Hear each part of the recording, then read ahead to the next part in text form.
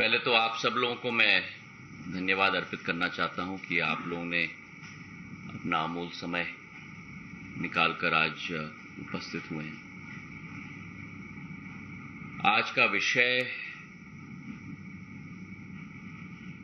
देश में जो गतिविधियां प्रमुख विपक्षी पार्टी और प्रमुख विपक्षी पार्टी के नेता राहुल गांधी जी की रही हैं, उन पर आपके समक्ष कुछ तथ्य मैं रखना चाहता हूं। पिछले कुछ दिनों में जिस तरीके से श्री राहुल गांधी और कांग्रेस पार्टी ने जहां एक तरफ न्यायतंत्र पर दबाव और धमकी की विचारधारा के साथ कार्य किया है और जिस तरह उन्होंने अपनी व्यक्तिगत कानूनी लड़ाई को एक लोकतंत्र की कानूनी लड़ाई के रूप में प्रेषित करने की कोशिश की है, उससे एक बात तो स्थापित हो चुकी है कि कांग्रेस पार्टी इस देश में लोकतंत्र के साथ खिलवाड़ करने में और नई लो पर जाने में कोई कमी नहीं छोड़ेगी। जिस तरीके से they are trying to do everything possible to stay politically relevant और अपने आप को मैं ये कहूंगा कि एक लोकतंत्र की लड़ाई नहीं लेकिन एक स्वार्थ की लड़ाई लड़ी जा रही है, इसकी हम जितना निंदा करें वो कम होगा। आप सब वाकिफ हैं कि ये पहली बार नहीं है कि कोई व्यक्ति, कोई सांसद की संसदीय सदस्यता को बर्खास्त की गई है। पिछले 10 वर्षों में कई लोग इस सूची में शामिल हैं।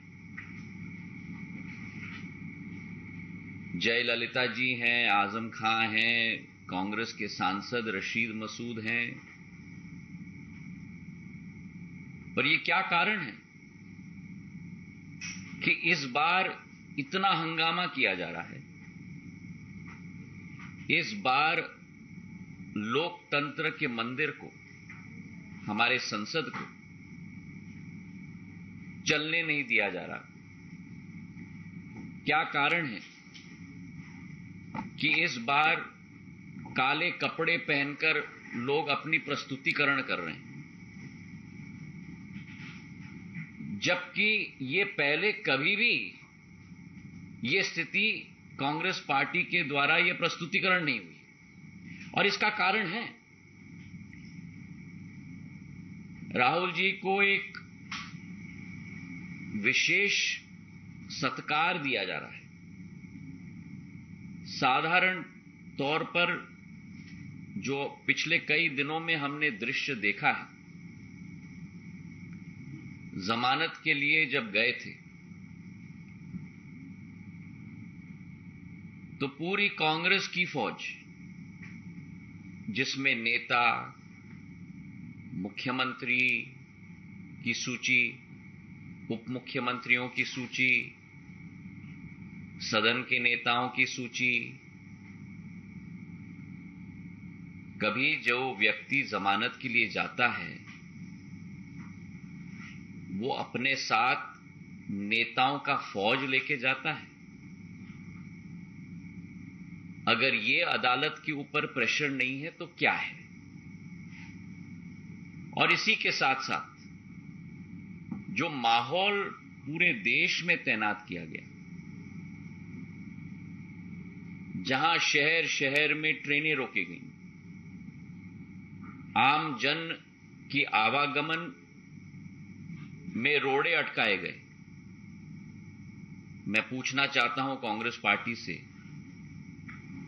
कि क्या यह गांधीवाद का सिद्धांत है?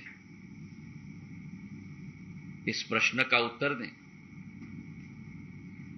और ये व्यक्ति विशेष के लिए क्यों सब किया जा रहा है? और इसलिए जो पूर्व में भी स्थिति उत्पन्न हुई, 2013 तक पीपल रिप्रेजेंटेशन एक्ट में सेक्शन 8/4 1951 का मानहानि के मामले में किसी व्यक्ति के ऊपर कन्विक्शन अगर किया जाता था तो 3 महीने की मोहलत दी जाती थी कि वो व्यक्ति अपील में जा पाए। लेकिन 2013 का सुप्रीम कोर्ट का जो आदेश रहा lily Thomas versus union of India के केस में, कि कोई भी व्यक्ति जिसके विरुद्ध सुप्रीम कोर्ट का एक कन्विक्शन का आदेश हो, तत्काल उस व्यक्ति की संसद की सदस्यता बर्खास्त की जाए। इस वर्डिक्ट के बाद जब कांग्रेस पार्टी की ही शासन केंद्र में थी और तत्कालीन न्याय मंत्री कपिल सिब्बल जी ने प्रधानमंत्री जी के उस तत्कालीन प्रधानमंत्री जी मनमोहन सिंह जी के आदेश के आधार पर अध्यादेश निकाला था, उसी अध्यादेश की जब प्रस्तुतिकरण की जा रही थी तब उसी समय राहुल गांधी जी ने कहा था कि इस अध्यादेश को फाड़ के कचरे के टोकरी में फेंक देना चाहिए। तो फिर आज मैं पूछना चाहता हूं, यह हिपोक्रेसी क्यों है? इसका जवाब कांग्रेस पार्टी को देना होगा। और इसी के साथ जो अत्यंत आश्चर्यजनक वाक्य रहा राहुल गांधी जी के द्वारा कि मैं गांधी हूं और गांधी कभी माफी नहीं मांगते, और इसी के साथ साथ जो कांग्रेस की विचारधारा और कांग्रेस की नीति सदैव रही है कि जहां पार्टी के वरिष्ठ नेता, संसद के उपनेता ने संसद में कहा कि गांधी परिवार के लिए न्यायालय में अलग नियम होने चाहिए, ये इस बात का प्रमाण है कि कांग्रेस पार्टी के लिए कुछ लोग फर्स्ट क्लास सिटीजन्स हैं और आप और हम सारे के सारे थर्ड क्लास सिटीजन्स हैं। जो अत्यंत दुखद विषय है कि देश के पार्टी के विपक्ष के पार्टी के नेता एक समुदाय के विरुद्ध ऐसे टिप्पणी करें कि पूर्ण समुदाय चोर है, उस समुदाय को अपमानित करें, हमारे पिछड़े वर्ग को कलंकित करें और उसके बाद ऐसे वक्तव्य दिए जाएं। मैं मानता हूं कि जिस कांग्रेस पार्टी ने पिछड़े वर्ग को कलंकित और अपमानित करने का काम किया है, जिस कांग्रेस पार्टी ने हमारे सैनिकों की वीरता पर प्रमाण मांगा है, जिस कांग्रेस पार्टी ने यह वक्तव्य दिया है कि हमारे सीमावर्ती इलाके पर चीन के द्वारा हमारे सैनिकों की पिटाई हुई है, ऐसी कांग्रेस पार्टी की कोई विचारधारा नहीं बची है।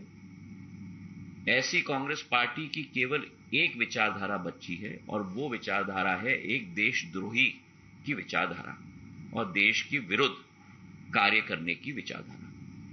बहुत बहुत धन्यवाद।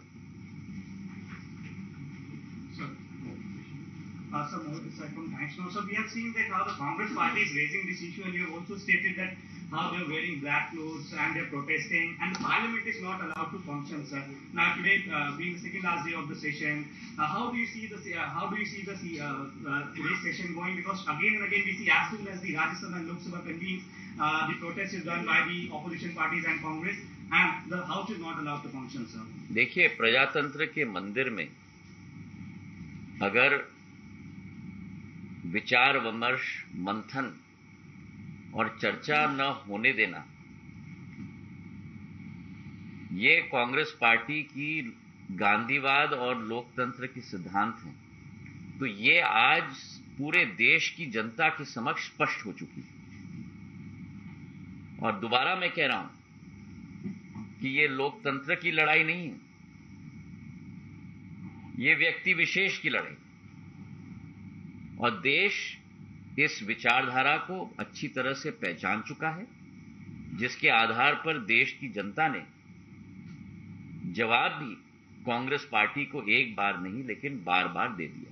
Sir, Piyush from India TV, मेरा सवाल ये है कि राहुल गांधी अब ये कह रहे हैं कि मैंने एक समुदाय को नहीं गाली दी या उनके खिलाफ कुछ नहीं बोला, देखिए, तीन लोगों के खिलाफ बोला। मैं कुछ नहीं कहना चाहता, उनका वाक्य स्पष्ट है। जो उन्होंने कहा आपके टीवी चैनल्स पे भी चला है, पूरी देश की जनता ने देखा है, और जो अदालत में उनके वकीलों के द्वारा स्टेटमेंट भी पेश की गई है, अगर आप उस स्टेटमेंट को पढ़ेंगे तो आपको भी आश्चर्य होगा। उस स्टेटमेंट में लिखा गया है कि जो देश के बड़े नेता होते हैं उनके द्वारा कभी कभी भाषणों में जो मन में आए कहा जाता है, पर उनकी स्टैंडिंग होती है, तो स्टैंडिंग के आधार पर कंटेंट को नहीं देखा जाना चाहिए, लेकिन टोन और टेनर को देखा जाना चाहिए। तो आप बताइए मुझे कि इस देश में एक हमारे पिछड़े वर्ग के विरुद्ध अगर कोई वाक्य या कोई उपदेश दिया जाए तो क्या उसे सहन करना चाहिए? और क्या अगर गलती की गई है तो माफी मांगना इतनी बड़ी बात हो गई? माफी मांगने से व्यक्ति छोटा नहीं होता, पर कई लोग और कई दलों की यही विचारधारा है कि वे इस देश के ऊपर हैं, और जनता ने उनको अच्छी तरह से जवाब दे दिया।